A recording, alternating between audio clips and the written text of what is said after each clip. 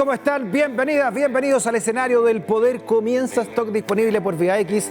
Conversaciones necesarias en este Chile que estamos escribiendo día a día. Y bien lo sabes, ¿ah? Imposible forjarse un destino si no conocemos el poder de la historia.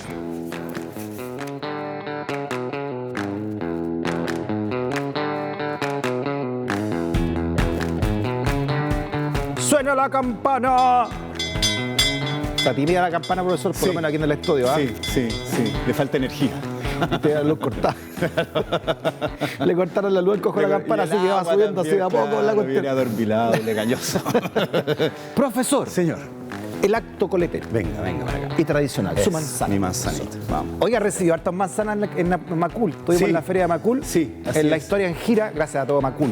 Por Es las verdad. muestras de cariño. Sí, Muchas gracias. estuvo muy bonito. Sí. Ahí buenísimo. estuvimos hablando de la sátira en política. De la sátira política, sí. Estuvo muy entretenido y muy buena cosa estar ahí, ¿cierto? Sí, Con la lindo. gente en directo. Lindo recibimiento. Al Muchas aire. gracias, muchas gracias. Ahí Muchas estaremos, gracias, sí. pasaremos luego por tu comuna.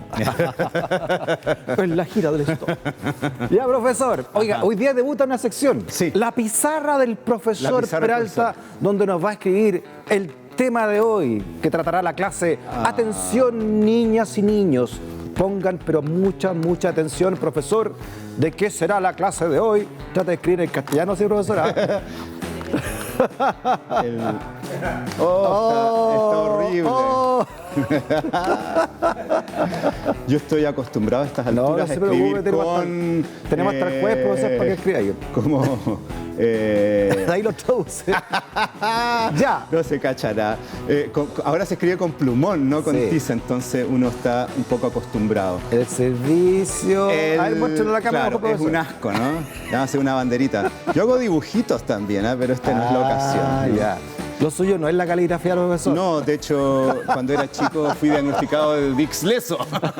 Y después me dediqué a escribir. así, Oh, un ya poco no hacen raro. caligrafía en los colegios. Claro, parece, entonces ¿ah? aquí Con tenemos tanto una frase computador. asquerosa donde dice que es el suministro eléctrico. El suministro. El suministro. El suministro. Ah, pero es que la palabra Sí. suministro es muy compleja, profesor. Claro. Vamos a hablar de entonces del suministro eléctrico. De la electricidad la en Chile. historia de la electricidad en Exacto, Chile. de la historia de la electricidad en Chile en vista de las polémicas recientes, ¿cierto? Ya. Por estos cortes de suministro eléctrico debido Perfecto. a los temporales y sobre todo su demora en la restitución. Ah, ¿no? perfecto. Que ha Ponga generado ahí la mucho pizarra, malestar. profesor, para que le haga harto bullying en las Ya, redes sociales ya. y todo por la letra que tiene. ¿ah? Póngalo ahí nomás ahí para que quede para siempre. Para que quede La marcado, huella de carbono. Ya. Ya. Pero y mi eso tiene que estudiante ver. sabe que yo con plumón no escribo tan horrible. Igual la bandera quedó más Falta cercana a la chilena. magnética, sí. Que a la tejana, por lo menos. Ya, Hace una- todo me imagino, profesor, por lo Falta siguiente. clase de caligrafía, ¿no? Niños, clase de Ya no hay caligrafía en los colegios. Esta indignación de todo Chile, ¿no? Contra las distribuidoras. Mire, profesor. Corte de luz en su sexto día ya en muchas partes, miles y Sí. miles de hogares, profesor. 80.000 usuarios, decía esta nota, continúan sin energía eléctrica en la región metropolitana a las 5:58 horas de este miércoles, o sea, de esta mañana, profesor. La cifra de clientes sin luz era de 83.954 clientes, se le llama ahora, ¿no? Hogares. Son hogares, o sea, Claro, detrás por de supuesto. eso se multiplica por 3, 4, Y en algunas 5, capas hasta en fin. por 10, ¿no? Con Sí, el hacinamiento, sí, en fin. sí. Así que muy atingente el tema, profesor, para Sí, hablar sí. de la historia del suministro eléctrico en Chile, Sí, cómo nace. y el profesor. suministro de energía de manera más amplia, porque la electricidad es digamos, una energía que surge o que se desarrolla, ¿no? Ya. A fines del siglo XIX, y es ahí cuando llega a Chile. Pero la precede, digamos, otras tecnologías que tienen que ver con la iluminación, ¿no? Con la presencia de luz, sobre todo en el espacio público. Porque, por supuesto, en las casas se iluminaban con velas, con, qué sé yo, chonchones, ¿no? Etcétera. Pero la iluminación en las calles, ¿no? La iluminación pública ya es otro asunto, porque eso ya tiene que ver con las instituciones, con el Estado, ¿cierto? Con decisiones que son más amplias y que tienen por lo mismo consecuencias también más importantes y mayores. Y antes de la electricidad, profesor, ¿cómo se iluminaban las vías públicas? Porque siempre Sí. fue, me imagino, una problemática, ¿no? Sí, sí, sí. Sobre todo contra sí. los ladrones. Exacto, en fin, de hecho es muy interesante ver que los debates que surgen por la necesidad de algún tipo de iluminación pública tienen que ver con temas de seguridad. Ya. O sea, es algo que ahora está tan presente, ya lo estaba en el siglo XVIII. no empezó en este gobierno nomás. No, para que vean. Claro. Ya en el siglo claro. XVIII. Ya en el siglo XVIII existía esta preocupación por la inseguridad, ¿no? En las noches, debido a que la ciudad, en particular Santiago, era una boca de lobo, ¿no? Sí, oscuridad completa. Entonces... se cometían las fechorías. Se cometían las fechorías, los malentretenidos hacían de las suyas, ¿no? En lo oscurito. y se crea una institución que ya todos más o menos conocen de oídas, que es el famoso cuerpo de serenos, ¿no? Estos sujetos que eran una especie de guardias municipales que operaban desde el atardecer durante la noche y recorrían la ciudad con un farol colgando de un fierro, ¿cierto? Con forma curva, ¿no? Como una especie de pescante, con un farolito, con una vela de cebo. Y con eso recorrían la ciudad, daban las horas, el clima, ¿no? Y un poco el estado de la ciudad. Y eso entonces, en los atardeceres, mira ahí hay una imagen de ahí está, claro, eso es. Mira, ahí están lleva como una especie de fierro, ¿no? Con un farol. Es como un farol de ermitaño, ¿no? De peregrino. Y claro, recorrían la ciudad y daban el clima, la hora, y si todo estaba bien decían, y además, qué sé yo, las 12, despejado, andado y sereno. Las 12, andado y sereno. Exacto, sereno, que sereno los serenos. Sereno es porque está todo calma. Exacto. Por eso le decían los serenos. Por eso le decían los serenos. Mira. Y estos son un poco los antecedentes de una cierta policía urbana y también de la iluminación pública. O sea, se daban ¿Y estos eran del Estado entonces, contratados por el Estado? Por el Cabildo de Santiago, en el caso particular de Santiago, por el Cabildo, que era una institución pública que tenía que ver con la administración de la ciudad. Estamos hablando de independencia, ¿o no? 1795. Estamos bien atrás. Siglo XVIII. Y bueno, ya en el periodo de la independencia surgen iniciativas para que esto, porque, a ver, nos faltaban los pelafustanes, ¿cierto? Que se robaban los cables. los faroles, ¿no? Se robaban los cables, los apagaban, ¿cierto? El clásico, el borracho odioso, ¿no? Que decidía acabar con la luz. ¿Y cómo, disculpe, los postes eran, qué tenían, qué prendían? Mira, ¿velas? Era un fierro, ¿no? Con una forma curva arriba, como si fuera un farolito, sobre el cual colgaba una especie de, digamos, de lámpara con una puerta, a cuyo interior se instalaba una vela de cebo, de grasa. Era un capa que no se apagara con los vientos. Claro, con sus puertitas, ¿no? Es como los que se usan ahora en los jardines como ornamento, más o menos, ¿no? Ese tipo de artefactos. O sea, requería toda una mala intención también, aparte de prender la cuestión todas las noches. Mal entretenidos. Eran mal entreteniéndose. Entonces, ya en el periodo de la independencia se dicta una norma que obliga a que a la puerta de los domicilios, los propietarios, los vecinos, instalaran un farolito con una vela de cebo, ¿no? Para iluminar un poco, pero la iluminación era bien insuficiente y quedaba más o menos a la voluntad de los vecinos de que eso efectivamente se hiciera o no, entonces tampoco fue muy eficaz. Ahí nace la energía privada, entonces. Claro, una especie de privatización temprana, ¿no? Del cebo. Y no funcionó. De hecho, en 1817 hay una nueva norma que ahora multa a los que no mantengan esta luz prendida hasta ciertos horarios. Hasta las 11 en verano, hasta las 11 en invierno, hasta las 12 en verano, de la noche, ¿no? Prendía su lucecita. Se ve que nadie cumplió porque en 1835 se vuelve a poner la norma y con más multas, ¿no? Ya estamos con portales. Claro, y no había caso, ¿no? Entonces, ahí hay un sereno, ¿no? Y ahí está con su farolito. Ahí está con su farolito. Los dos andados y sereno. Oye, que imagínese, todas las noches tenés que prender la cuestión afuera, ¿no? Claro. Ya, anda a prender la cuestión. Es como la luz de la entrada de la casa que se puede prender. Esto era como... ¿Se imagina lloviendo, profesor? Ir a prender público. Claro, además que las casas eran de fachada continua a la calle, no había antejardín, ¿no? Entonces el acceso a la casa estaba en la calle. Había un zaguán que protegía un poco, pero iluminaba la calle, ¿no? Y era totalmente insuficiente. Entonces, en vista de esto, se decide crear un tipo de iluminación pública ya ordenada desde el gobierno. Ahora, igual ahí tiene que haber nacido la empresa privada, gente que se dedicaba a prenderle la casa al otro. Ya yo te prendo la casa todas las noches. Claro. Y se agarraba 10 casas. Sí. De hecho, es súper interesante porque en la década de 1840, bajo el gobierno de don Manuel Montt, de 1850, con Manuel Montt, se decide impulsar un cambio en la iluminación pública, en el caso de Santiago, en el año 1857, imitando otras iniciativas que se habían dado en otros países y también en Chile, pero en ciudades antes que Santiago. El 53 en Copiapó y el 55 en Valparaíso, de instalar iluminación pública a gas. Y ese fue el inicio ya de una iluminación pública más eficiente, controlada y distribuida de una manera racional y que no quedaba, como tú dices, al arbitrio de los vecinos que podían o no prenderla, ¿no? O sea, la usanza ya de las grandes ciudades que antes de la electricidad usaban el gas. Exacto, era el gas. Era el peligroso gas. Sistema así, ¿eh? Bueno, era bien interesante porque era un gas que se producía a través del carbón, ¿no? Que en Chile había abundancia de carbón y que luego se condensaba, ¿no? en unos enormes contenedores que se llamaban gasómetros. Y esto obligó a que se creara una red de distribución porque el gas se distribuía a través de cañerías. Mire, profesor, estas imágenes son de la Plaza de Armas, que ya tenía faroles que eran alimentados por gas. Efectivamente. En esta época, ¿no? Efectivamente. La inauguración del servicio de iluminación pública a gas es 1857 y se hace en la inauguración del Teatro Municipal de Santiago. ¿El Teatro Municipal de Santiago? El primer edificio que tuvo iluminación a gas o iluminación de cualquier tipo que no fueran los chonchones, ¿no? Claro. Ah, mira. Entonces ahí se inaugura con un gran evento, ¿no? Con la asistencia del presidente de la República, don Manuel Montt. Hay una función de ópera, ¿no? Hay un grupo de damas de alta sociedad que cantan la canción nacional, ¿no? Y todos están maravillados por esta iluminación. Es que imagínese, profesor, estamos viendo a Manuel Montt.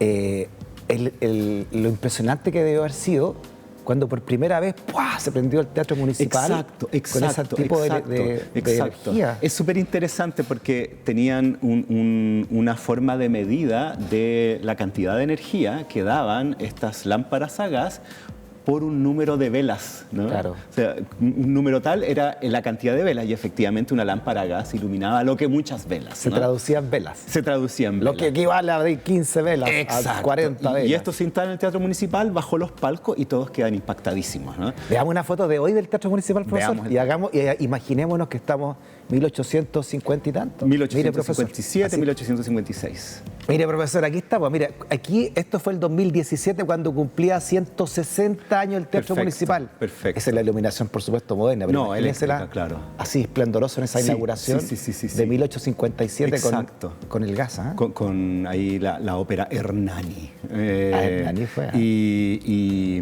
bueno, hay dos cuestiones que yo diría que son súper interesantes con respecto a esto. Uno, que la iluminación a gas cambia la fisonomía de la ciudad, como tú bien dices, pero también cambia los hábitos y las costumbres, porque la noche se prolonga. La noche se hace día, ¿no? Claro. Y eso cambia la forma de sociabilidad de los habitantes de la ciudad, porque les permite salir hasta más tarde y el Teatro Municipal es una clara muestra de aquello, ¿no? Porque está iluminado y es de noche. Se abren los comercios hasta más tarde también, ¿no? Entonces eso va a generar cambios en las formas de vida de la sociedad y lo otro que es interesante es la manera en que se hizo el negocio del suministro de gas para iluminación. Porque el gobierno, en cierto modo, licita, ¿no?, la iluminación de Santiago a gas. Y bueno, hay varias personas que postulan y se la gana un empresario muy famoso vinculado a la industria minera y carbonífera, que es José Tomás Urmeneta. Y él se gana este negocio y le va a dar el monopolio de la iluminación por 30 años. Ah, mira. Y es muy interesante porque como tienen que hacer una red, esta red, primero crear, digamos, donde se fabrica el gas, ¿no?, que es esta transformación del carbón a gas, luego su condensación, su instalación en estos famosos gasómetros y luego su distribución. Y para eso tuvo que crear una red de alcantarillado que no existía, que partía desde las matrices, luego distribución hasta llegar a los hogares en cañerías de plomo. O sea, tenía el negocio de la generación y también de la distribución. Exacto, hasta los hogares e incluso de los artefactos que servían para ser utilizados con este suministro de gas. Por 30 años con monopolio absoluto. Ya, mira, claro, porque la inversión era importante. Era importante, era Imagínese armar importante. todo eso, la tecnología del momento también. Así es, fue un gran negocio. Este es el señor Urmeneta. Ahí está. Don Enel Urmeneta. Don Tomás Urmeneta. Don José Tomás, claro. Hay otros José después involucrados con el negocio de la luz. O sea, la luz, digamos, como energía, se le debe también al impulso privado. Sí, primordialmente. Sí, así es. Y él funda la empresa de gas de Santiago, entonces. Así es. Y esto se va a prolongar por mucho tiempo. Yo diría que va a haber algunas amenazas que finalmente van a hacer que el gas sea reemplazado por la electricidad, además de los adelantos tecnológicos. El año 1870 se va a incendiar el Teatro Municipal. Claro. Va a ocurrir un incendio gravísimo y según las informaciones que hay, esto se había producido porque al terminar una función de teatro, de una cantante que se llamaba Carlota Patti, que era media coja, así que le decían la Pati coja. La Pati coja. Ahí está. Oiga, ahí está quemado, mire, y se quemó debido a que caen unos telones al terminar la función, cuando ya todos se han ido, afortunadamente, y están sacando, cae un telón sobre una de las matrices de gas y esto se inflama y se genera el incendio. Este es un trozo, dice ahí, sacado de los escombros del incendio del Teatro Municipal, 8 de septiembre de 8 de diciembre, perdón, de 1870. Sí. Mira, profesora, y todo esto y esto también, me imagino que también alimentado por el gas, ¿no? Exacto, fue debido al suministro de gas que era peligroso. De hecho, antes va a ocurrir otra tragedia de proporciones, el año 1863, que es el incendio de la iglesia de la Compañía de Jesús. Claro, que fue terrible, histórico. Y eso tiene que ver con iluminación de velas, porque era un rito religioso, ¿no? Se estaba haciendo una misa, pero además tenía iluminación a gas. Entonces empieza a ver al gas con cierto recelo, ¿no? Se ve que es una cuestión peligrosa.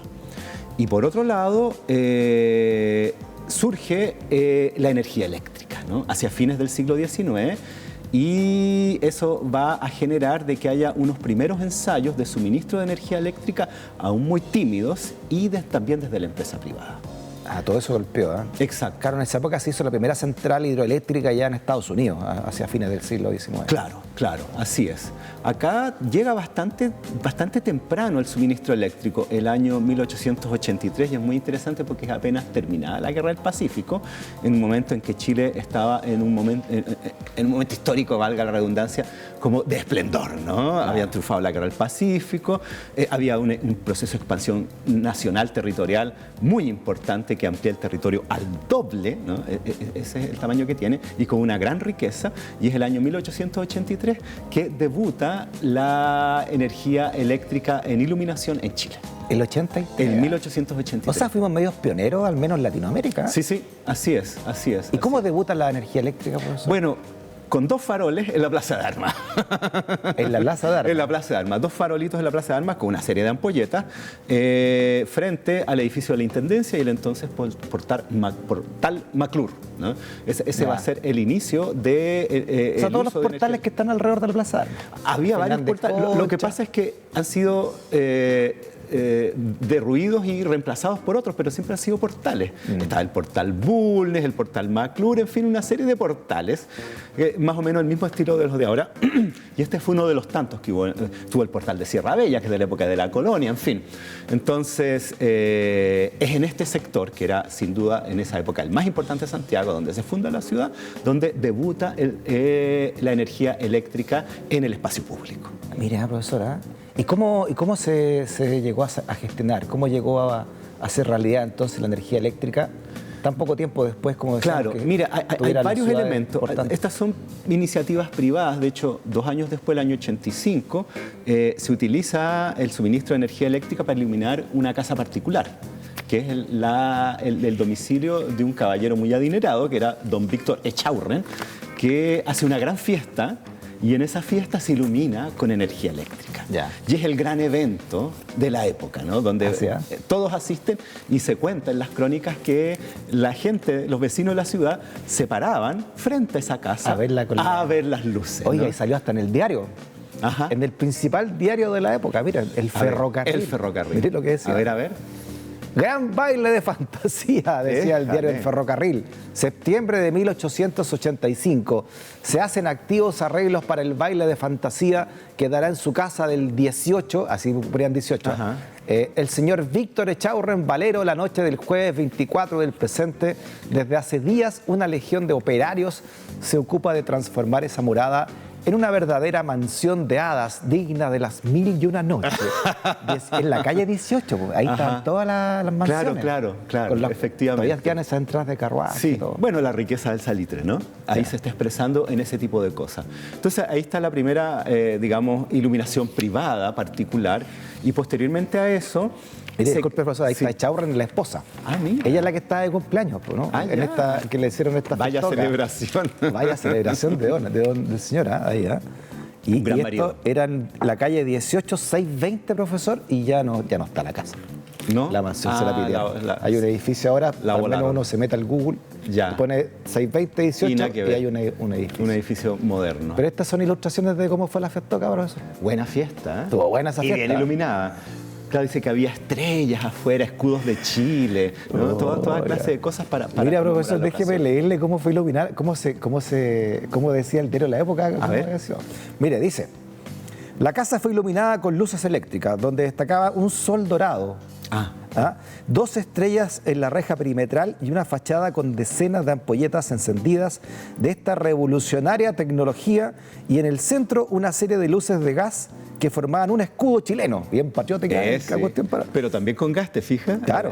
Está en transición. Estaba ahí en la transición de la cosa. Filo, sí. Claro, esta fue la primera vez que en Chile se usó electricidad para iluminar un hogar, aunque fuera parcialmente, como usted dice, profesor.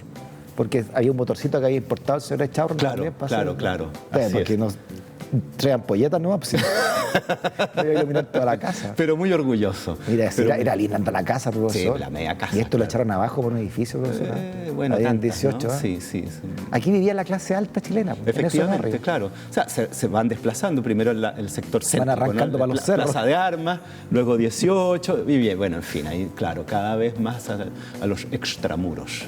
Ya. Sí. Y esto marca un hito, profesor, y después se hace la primera también hidroeléctrica en Chile, ¿no? Sí. Ahí en el sector de Lota. Sí, eso es interesante porque después de estas iniciativas que son un poco anecdóticas, ¿no? Se da cuenta de ciertos intereses de compañías que quieren llevar adelante ya un desarrollo más amplio, ¿no? Claro. Y que no sean estas, digamos, curiosidades. Y ahí emergen, diría yo, confluyen dos cosas. Por un lado, por supuesto, el desarrollo tecnológico del suministro eléctrico para iluminar y para generar energía de manera más amplia. Y por otro lado, una cuestión que ahora parece totalmente desvinculada, pero que en esa época era muy importante, que es que en la década de 1890 se vence un contrato que tenía el gobierno con la empresa del ferrocarril urbano, o sea, el transporte público, que eran los famosos tranvías o carros de sangre, arrastrados por caballos, por eso el término sanguíneo, ¿no? Sanguinario. Y resulta que empresarios ingleses ven ahí una oportunidad de crear una compañía de suministro eléctrico para reemplazar el transporte de sangre por tranvías eléctricos y al mismo tiempo iluminar la ciudad. Ya. Entonces, en esa época la electricidad no estaba pensado solamente para haber energía para iluminar, sino que también para transportar a los ciudadanos. Ya. Estos son los primeros modelos, más o menos, de 1920, profesor, de los tranvías eléctricos. Qué importancia, repetimos, ¿no? De la empuje privado, Sí. pero de esta mancomunión con el Estado. Sí. Lo que nos deja también el haber sido gran parte de los dueños de todo ese norte después de la Guerra del Pacífico. Sí, efectivamente. Y el salitre como principal riqueza. Son los recursos económicos Y el carbón que vienen también del acá en salitre la zona que central. permiten este desarrollo, Increíble, ¿no? profesora. Están las lucas y también está la voluntad, porque todas estas iniciativas se realizan con capitales privados, pero con el impulso del Estado que organiza, ¿no?, norma y permite que esto se lleve a cabo. Claro, o sea, había un Santa María, había un Balmaceda, ¿no?, empujando todo esto a fines del siglo XIX. Porque era un proyecto nacional, porque si se pretendía, por ejemplo, ampliar la red de transporte de ferrocarriles, eso estaba vinculado con el transporte público de las ciudades y con el suministro de energía.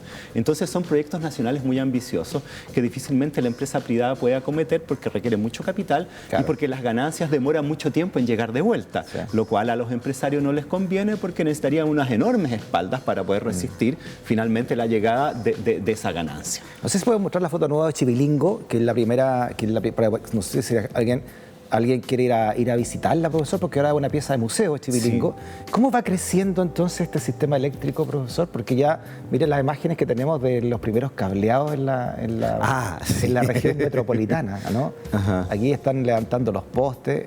Ese es como el Paseo Humada, me imagino, ¿no? Y sí, también las tranvías, ajá, que usted hablaba recién, claro, de los trenes eléctricos, sí, ¿no? Sí. Bueno, se crea una empresa. A ver, el Estado licita en la década de 1890 este proyecto de electrificación, en particular de la ciudad de Santiago. Y eso es muy complejo porque se tiene que crear la generación, luego el transporte y la distribución. Claro. Es una pega grande y compleja. Y finalmente se la va a llevar una empresa de capitales británicos que se llama la Chilean Tramway and Electric Company. ¿Eh? Completamente chilena. Claro, súper chilena. Y ella va a comenzar con la instalación del sistema eléctrico en Santiago, tanto para iluminación de los hogares como para dar energía al transporte público. Por eso lo de tramway, ¿no? Por los tranvías.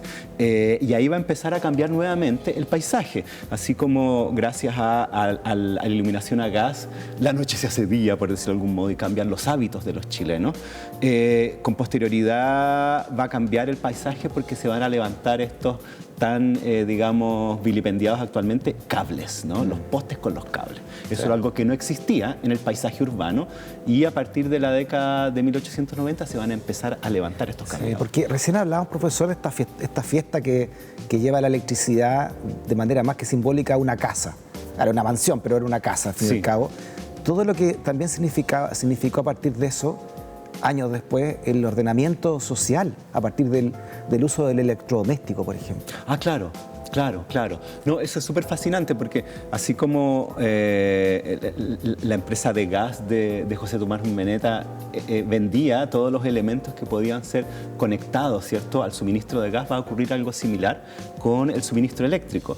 Esta empresa, ¿no?, la Chilean Tramway, va a tener una serie de cambios. En el 1900 se va a inaugurar el tranvía eléctrico en Santiago, con la presencia también del presidente de la República, estar en todas, ¿no?, en ese momento, Elías Fernández Albano, que era vicepresidente. Y esta empresa, bueno, va a ir creciendo, va a ir creando centrales productoras de energía eléctrica. De hecho, va a haber una muy importante que es la central Los Maitenes, que también va a ser una central hidroeléctrica aquí en la zona del Cajón del Maipo, ¿no?, para entregar suministro eléctrico. Se va a ir ampliando el suministro de Santiago a la región de Valparaíso, va a suministrar energía eléctrica al ferrocarril Santiago-Valparaíso, se va a ampliar hacia la zona de los Andes a Concagua, ¿no?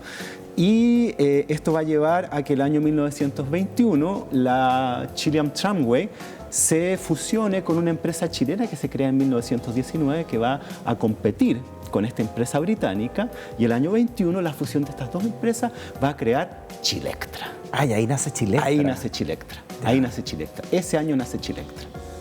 Mira, ese es el arranque. Qué buena, profesora. Y Chilectra entonces nace también como un conglomerado privado. Claro, ¿no?, en este caso con capitales británicos y chilenos. Y esta compañía chilena de electricidad, sí.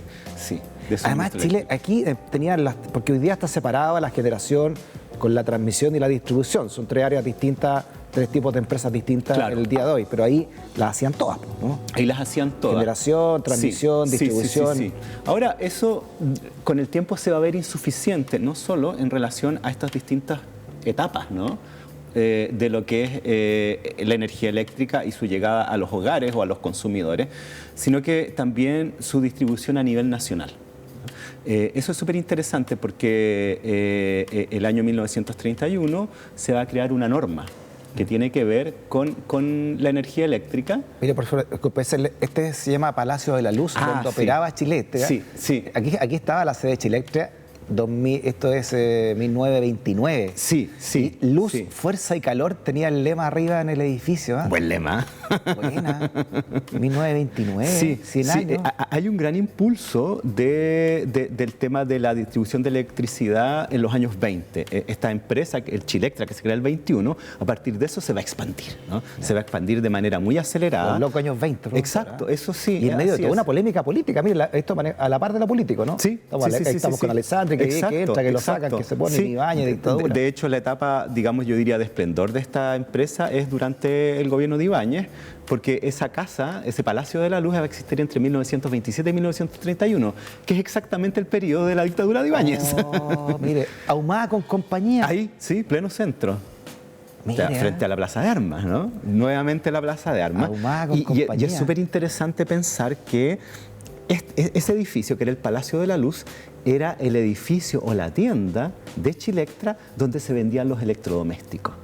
La hacían todas. Entonces era donde iban los consumidores, y en esa época se decía, no sé si tanto, que sobre todo las dueñas de casa, ¿no? Sí, entonces era el edificio de la modernidad. Mira, las mujeres salen ahí al lado de los electrodomésticos de la época. Exacto, eso es. Entonces, toda clase, hay una especie de refrigerador, cocina, calefacción, lámparas, etcétera, etcétera. El marketing de la época. Eso de haber sido un refrigerador y ponían unas vacas y porque se mantenían las carnes frías, me imagino, ¿no? Claro. Se podían mantener los alimentos Acá adentro. están metiendo un piño dentro del refrigerador. Qué buena, profesora. Mira toda la revolución que causa la Entonces era un espacio soñado, ¿no? Para ir para visitar, para poder adquirir estos últimos adelantos que facilitaban la vida doméstica, ¿no? Y en ese sentido la preferencia de las damas, porque se suponía que estaba hecho para liberarles de la pesada carga de llevar la casa. Claro, exacto. Y además, dentro del contexto que usted ha hablado, de la emancipación de la mujer. Exacto. Los movimientos feministas que salen a partir de los 1920, las sufragistas, en fin, todo ese... Es lo que permite que la mujer salga de la casa, porque ya no tiene que estar pendiente de esas pesadas tareas todo el rato, porque esto se las va a facilitar. Mire qué interesante. Tenemos una gráfica, profesor, de lo que se considera también, aparte dentro de lo privado también, pero el sentido del servicio público. Mire, profesor. A ver. Ley General de Servicios Eléctricos, esto fue un decreto con fuerza de ley del 15 de mayo de 1931, profesor. Sí. Artículo 3º. Es servicio público eléctrico la distribución de energía para alumbrado y usos industriales de poblaciones, la comunicación telegráfica entre poblaciones, la comunicación telefónica entre y dentro de poblaciones, la radiocomunicación entre poblaciones y la radiodifusión, decía parte de esta ley, y además en su artículo 5º, profesor, son de servicio público las empresas productoras o distribuidoras de energía eléctrica que destinen directa o indirectamente a servicio público y a servicios del Estado y de las municipalidades más de un 20% del total de la energía eléctrica generada o adquirida por ellas. Qué interesante esto, ¿eh? Esta norma es súper importante porque coincide con este momento de esplendor, ¿cierto?, del suministro eléctrico, y luego va a tener una caída bien dura, producto del crack de la bolsa de Nueva York, ¿no?, que nos va a pegar aquí el año 31. Pero esa norma tiene otras cuestiones que son súper interesantes. Por ejemplo, obliga a que estas empresas de suministro eléctrico tengan sucursales abiertas 8 horas al día, toda la semana, para recibir reclamos de los consumidores. No sé si eso te resuena ahora, ¿no? Con lo que pasa con los reclamos. Y no le respondió una máquina, sino no le responde una máquina ni una operadora que en realidad no sabe mucho qué pasa y que pareciera estar totalmente desvinculada del resto de la empresa y del suministro, ¿no? Claro. Porque se ha externalizado el servicio, y eso, como se ha discutido recientemente, ha afectado de manera bien grave la calidad del suministro, ¿no? Ya. Entonces, esa norma decía que debía estar abierto para recibir los reclamos y sugerencias del público todos los días durante 8 horas. O sea, como un servicio al usuario ya. Exacto, eso es. Y lo otro que decía es que las tarifas las fijaba el Estado, no la compañía, ¿no? Y luego, el año 35, el directorio de estas compañías tiene que haber alguien representante del Estado. la importancia del Estado, y estamos hablando de Ibáñez acá, ¿verdad? Sí, de Ibáñez y posteriormente Arturo Alessandri en su segundo gobierno. O sea, estamos hablando de gobiernos que no son de izquierda. No, para nada. Pero el sentido del Estado era transversal, ¿no? Exacto, y porque está la visión de que este tipo de servicios son esenciales para la población y en ese sentido el Estado debe hacerse responsable de que ese servicio efectivamente se dé. Perfecto. Entonces queda en manos de privados, pero con los resguardos necesarios para que si hay alguna situación de emergencia como la que hemos sufrido ahora, hay una intervención rápida para resolverla. ¿Qué significa, profesor, que usted ahora ya desde la historiografía, ¿no?, analizando esto que está a la vuelta de la esquina? Mire todo lo que se ha modernizado en menos de 100 años, la electricidad como motor de movilidad social también, ¿no? No solamente de movilidad de transporte. ¿Qué significó que usted en lo concreto para nuestra historia? Bueno, el surgimiento del advenimiento de la electricidad. Es sumamente importante. O sea, a ver, sirve como fuente de energía. Es muy interesante ver que desde los primeros debates en relación a iluminación pública, lo que más preocupaba a los vecinos, a nuestros antepasados, era la seguridad pública, ¿no?, que ahora es algo que está tan presente como preocupación, y bueno, eso también la iluminación lo brinda, ¿no? O sea, da más seguridad. Hay cambios en la forma de vida, ¿no? No solo por este tipo de artefactos que sirven en los hogares o también en las fábricas, etcétera, los medios de transporte, sino que también porque permite que el día se prolongue, y eso también tiene cambios en la vida social y cultural. Entonces son muchísimas cosas. Luego, en la década del 40, esta vez desde el Estado, el año 1941, desde la Corfo, se crea una normativa que va a llevar a la creación de Endesa, Empresa Nacional de Electricidad, ahora ya no privada, sino que estatal, que de lo que se va a preocupar es de llevar adelante un plan de electrificación nacional. Es que eso es muy interesante, porque claro, donde no llega el privado, porque no puede o porque no le interesa, para su utilidad, ¿no? Porque el privado obviamente tiene que tener una utilidad, ahí tiene que estar presente el Estado. En su legítimo interés, ¿no? Hacer un buen negocio. Obvio, si no es una Cruz Roja, ¿no? No. Está en su legítimo derecho, pero ahí tiene que estar el Estado para que la energía eléctrica también llegue a todos los derroteros de nuestro territorio, que además es complejo, ¿no? Eso es. Entonces este plan de electrificación nacional, que comienza el año 1941, dentro del contexto más amplio del plan de industrialización nacional, porque para industrializar el país se requiere energía. Claro. Y para que haya energía, bueno, hay que tener la infraestructura necesaria que la genere y luego la distribuye y llega a los lugares. Y dijeron, tenemos los ríos, porque Chile es un país lleno de ríos. Exacto. Mire la central de los Molles, profesor. A verla. Mire. Esta también es una de las primeras centrales en los Molles. 1956, profesor, esta fotito.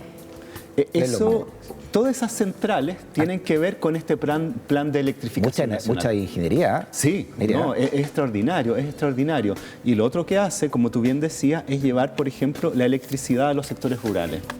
Este plan de electrificación va a tener varias etapas, y la primera va a ser la generación de electricidad en sectores aislados o rurales a partir de plantas pequeñas de generación eléctrica.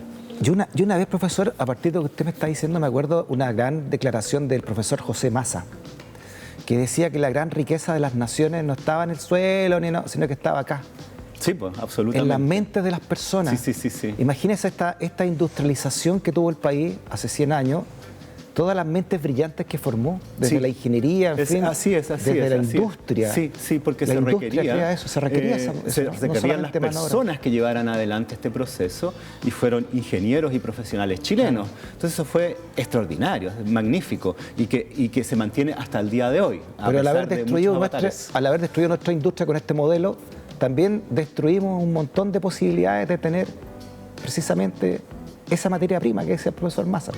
La intelectualidad, la mente. O sea, lo que se supone que debe hacer el Estado es la distribución de la riqueza nacional en el sentido más amplio, ¿no? De manera de ir en pos del bien común. Yo diría que ese es el rol fundamental del Estado, ¿no? todos los recursos que hay en un país, bueno, no todos, pero los más importantes, los organiza y luego los distribuye para que lleguen a aquellos que no les llegan y de manera de cooperar o propugnar el bien común, cosa que los privados no tienen por qué hacer, a menos que seas un santo, ¿no? Exacto. Entonces es una herramienta de desarrollo y también de justicia. Y es lo que este plan de electrificación realizó, porque fue un plan de desarrollo económico, industrial, tecnológico de altísimo nivel, que sigue teniendo beneficios para nosotros hasta el día de hoy, pero además una forma de distribución de estas capacidades a toda la población. Entonces, por eso este plan primero parte con la creación de generación eléctrica en sectores rurales alejados, luego una segunda parte en que los vincula y una tercera en que va a ser una gran red interconectada de generación y distribución que va a permitir que la energía que sobre llegue a esos otros lugares donde falta. Y eso solo lo puede hacer una capacidad del tamaño, por ejemplo, del Estado. Claro, para tener empresas como este, profesor, este es el abanico que tiene ya tecnología ya más moderna, porque es de 1960 y algo, ¿no? Ajá. Entonces, mire, esta es tecnología del año 63, profesor, un año después del Mundial de Fútbol en Chile. Y con el gobierno de Jorge Alessandri. Y con Jorge Alessandri. Un político de derecha, ingeniero. Y que defendió la industria chilena, Jorge Alessandri. Sí, porque entendía que aquí estaba el desarrollo real de una nación. Claro, claro. En la industrialización. Sí, porque como hemos dicho ya varias veces, hay ciertas tareas que los privados no son capaces o no les interesa realizar y eso es legítimo. Entonces necesita algo más potente que permita aquello. Chilectra pasa a poder del Estado en un periodo, ¿no? Hasta llegar hasta entrar a la dictadura. Pero ¿quién finalmente hace de Chilectra un ente estatal y por qué, profesor? La estatización de Chilectra, que es esta empresa que surge de capitales británicos y chilenos en 1921, ¿cierto? Y que luego va a tener muchos cambios, va a entrar capitales norteamericanos. Es un buen enredo. Es estatizada en agosto de 1970 bajo el gobierno de don Eduardo Frei Montalva. Ah, fue Frei Montalva, ¿quién es? Claro, sí. Esto fue en agosto, la elección presidencial que llegó Allende al poder fue en septiembre y él asume el 71. Entonces esto fue bajo el gobierno de Eduardo Frei Montalva. ¿Y por qué el gobierno de Frei Montalva entendió que tenía que ser esto del Estado, profesor? Bueno, por lo mismo que nosotros estamos conversando, o sea, el gobierno de Eduardo Frei Montalva llevó adelante una serie de iniciativas que tenían que ver con cuestiones que iban vinculadas, yo diría, en este doble propósito, primero de desarrollo nacional y por otro de justicia social. Claro. Y una de las más importantes y célebres es, por supuesto, la ley de reforma agraria, que modernizó el campo, que estaba muy atrasado. De hecho, hasta esa época Chile debía importar alimentos. No daba y ahora exportamos, ¿no? Y por otro lado, de distribución de la tierra para los campesinos. Entonces, cumple ese doble rol. Es que eran estadistas todos, ¿no? Para nombrar a eso, ¿no? Distintas también sesgos políticos, Alessandri, Frei, Allende. Correcto. Que estaban buscando finalmente la integración social del país. Absolutamente. Desde sus respectivos puntos de vista, ¿no? Todos legítimos, por supuesto. Sí, o sea, los tres, ¿no? Estos tres políticos son los tres políticos más importantes, lejos de la segunda mitad del siglo XX chileno. Y uno es de derecha, uno de centro y uno de izquierda. Y los tres tenían esa misma visión, con, por supuesto, sus diversas perspectivas, una reformista, otra más revolucionaria, otra más conservadora, pero sí con conciencia de la necesidad de que el Estado fuera parte de estas iniciativas porque era en pos del bien común. Veamos nuevamente el artículo, profesor, en el Diario Oficial, esta ley que finalmente traspasa al Estado, como usted bien lo recuerda, en el gobierno de Frei Montalva. Mira. A ver. Dice, ley número 17.323 autoriza a la Corporación de Fomento de la Producción, la Corfo, para adquirir todo o parte de las acciones y bienes de la Compañía Chilena de Electricidad Limitada de acuerdo a las disposiciones y condiciones que señala, profesor, todo esto del 14 de agosto. Me imagino que fue un momento muy importante también de nuestra historia, ¿no? Por todo el simbolismo que Sí, muy importante. Reflejó. Y es interesante que la ley que lo permite es que autoriza que Corfo lo haga, ¿no? Que Corfo es una corporación del Estado que iba justamente, se había creado para llevar adelante estos procesos modernizadores y tecnológicos, y eso es algo que ahora no se puede hacer, ¿no? El Estado no puede intervenir en la economía comprando empresas. En esa época sí. Ya, pues así nosotros crecimos cuando éramos niños con el Chilectra, entonces ya en poder del Estado, Chispita, en fin, ¿no? Chispita. Y a raíz de lo que está pasando ahora, que ¿Cómo se privatiza nuevamente Chilectra? Ya, claro. A ver, bueno, el 70 Chilectra es del Estado, sigue del Estado durante el gobierno de Salvador Allende. De hecho, el año 73, antes del golpe de Estado, Chilectra hace nuevas inversiones de manera de tener la energía suficiente, la tecnología suficiente, la red de distribución para poder alimentar de energía al Metro de Santiago. Entonces uno puede ver que en ese momento Chilectra estaba funcionando perfectamente bien porque fue capaz de resolver un desafío de ese tipo que era totalmente novedoso. También un impulso del Estado y de varios signos políticos. Exacto, también, exacto. El Metro de empieza Santiago. antes, luego con Frei, luego con Allende y finalmente se inaugura, si no me equivoco, el año 1975 con Pinochet. Este es Chispita de los años 80, profesor. Artefacto eléctrico con las manos húmedas. ¿Qué diría Chispita ahora con lo que está pasando con aquel, profesora? ¿Cómo estaría avergonzado Chispita? Se apaga Chispita, claro. Hay que respetar. Eso es muy cierto, ¿eh? La luz es vida y viva la luz. Servicio. Chispita te aconseja. Chispita te aconseja, claro, cuando había que ahorrar Para energía. ahorrar energía, claro. Ahora no le importa ahorrar energía porque todo se paga, entonces mientras más se gasta, más gana la empresa. Po. Ya no hay campañas de ahorro de energía, po, profesor. De verdad que no, tienes No, razón. Tienes razón. Porque no Sí, le sí, interesa sí. a la empresa privada que se ahorre. Po. Claro, de verdad. Oiga, tienes todo lo razón, contrario, sí, sí, mientras sí. más se gaste, más entra. Claro. Oiga, claro. profesor, ya, y entonces la dictadura privatiza nuevamente. Claro, va a ser un largo proceso, como sabemos, durante la dictadura hubo varios procesos privatizadores. El de Chilectra y luego también de Endesa, ¿no? Que es esta empresa estatal más grande que había sido creada antes de la estatización de Chilectra, que tiene que ver con la generación de energía y distribución a nivel nacional, porque Chilectra era solo Santiago, Viña y sería. El año 1978 se crea durante la dictadura una Comisión Nacional de Energía. Y esta Comisión Nacional de Energía va a empezar a ver qué va a hacer con estas empresas estatales de generación y distribución eléctrica y energética de manera más amplia. El año 81 Chilectra es reestructurada y se crean unas especies de empresas filiales, por así decirlo. Primero está Chilectra S.A. como quien encabeza esta empresa y luego hay otras tres. Una Chilectra Metropolitana, otra Chilectra de la Quinta Región, que era lo que manejaban también, que luego va a ser Chilquinta, y luego una tercera empresa de generación de electricidad que va a ser de generación de electricidad que va a ser Chilgener, ¿no? Una vez realizada la reestructuración de Chilectra, va a comenzar al año siguiente el proceso de privatización. El 82. Exacto. O sea, primero se crea esta comisión, luego se reestructura la empresa para que quede lista para su privatización ya, digamos, debidamente como descuartizada. Y finalmente se va a promulgar un decreto, el decreto número 1 del Ministerio de Minería, que va a dar inicio al proceso de privatización a partir del año 83 y que se va a prolongar hasta el año 1987. Es tremendo, profesor. Además, todo dentro de una dictadura, así que de transparencia. No nada, totalmente. Bueno, ahora con ese oscuro. come tampoco hubo mucha transparencia, así que. Bueno, en falta Chispita. En eso no hemos cambiado nada, digamos. ¿eh? Claro, Seguimos falta que nos iluminen. Parecemos monarquía tercermundista todavía, profesor, en cuanto a estas licitaciones. Oiga, profesor, interesante tema de reflexión que nos trae, porque hoy Enel, que es la más cuestionada de todas estas empresas por todo lo que está ocurriendo, Sí. ¿no? Sus grandes capitales, bueno, partió como estatal, italiana, ahora Sí. el Estado de Italia tiene más o menos un cuarto de las acciones y está en bolsa, ¿no? Pero aún así dependemos de otro Estado también, ¿no? Sí. En gran parte. No, y eso es muy en nuestra interesante distribución porque leyendo un artículo publicado por Harald Bayer a fines de los años 80 en una publicación del CEP, él dice que para que este proceso de privatización de las empresas generadoras y distribuidoras de energía eléctrica se mantenga en el tiempo, se deben cautelar dos cuestiones. Primero, de que los consumidores vean de que esta privatización efectivamente les ha sido beneficiosa, cuestión que ahora está seriamente en duda, ¿no? Seriamente en duda por estos últimos eventos. Y lo otro tiene que ver con que si es que hubiera un afán de reestatización, una manera de prevenir aquello es diversificar la empresa.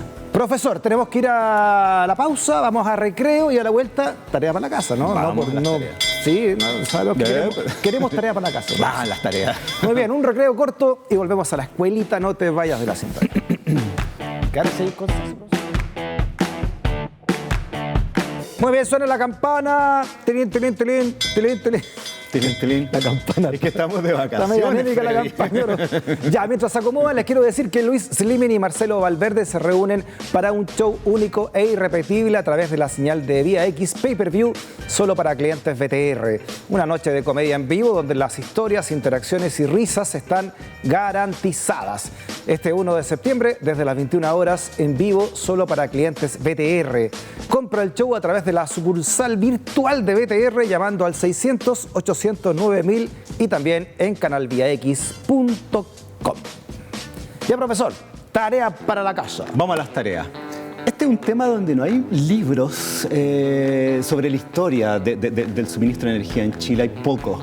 Hay uno que es bien interesante, que es de Chilectra, ¿no? Cuando aún existía, donde hace un recorrido histórico del suministro de energía y en particular de la energía eléctrica, que es un libro que se llama 75 años de historia, que está ahí, que es uno de los aniversarios de la fundación de Chilectra, que fue en Es un 1921. libro como corporativo de Chilectra. Exacto, pero es muy informativo y está disponible en el sitio Memoria Chilena, la Biblioteca Nacional. Que bueno, ahí esa es la Plaza de Armas, parece, ¿no? Sí, así parece. Ahí donde Sí. se inició el primer... Ahí donde primer foco. la luz. Se hizo la luz. Let there be lights, como diría AC/DC. Tenemos espacio, sí, tenemos espacio para otro libro. Ah, ya. Queremos Bueno, más lo que más conversábamos en relación al tema de las privatizaciones, ¿no? Ya. En parte, la privatización de Endesa, de Chilectra, Enel y todas estas cuestiones que es bastante enredado. El caso Chispas, José Jurasek, en fin. Ahí tenemos sin duda un libro muy importante que es el de María Olivia Montt. La maestra María Olivia Montt, ¿verdad? Sí, sí. Ella ahí se trabaja el caso Endesa, por ejemplo, en detalle. Y bueno, yo diría que otro que puede ser interesante es un documento sobre el Plan de Electrificación Nacional de la Corfo, que conversábamos en la década del 40, que está en detalle también disponible en Memoria Chilena para ver esa etapa. Entonces tenemos la historia del comienzo, luego la industrialización en la década del 40 y al final la privatización con los libros de doña María Olivia Montt. Suena la campana. Profesor, nuevamente muchas gracias Señor Stock. por el alumbrado público que hace cada semana en sus clases. ¿eh? Sí. Con una ampolleta. Quitándonos los alumnos que tenemos, poniéndonos luces. No, gracias. Gracias, a ti, profesor. Freddy. Hasta la próxima semana. Nos vemos. Chao. También gracias por la sintonía y por ser parte, ¿no?, de esta comunidad del pensamiento desde Vía X, desde Stock Disponible. Hasta mañana. Chao, chao.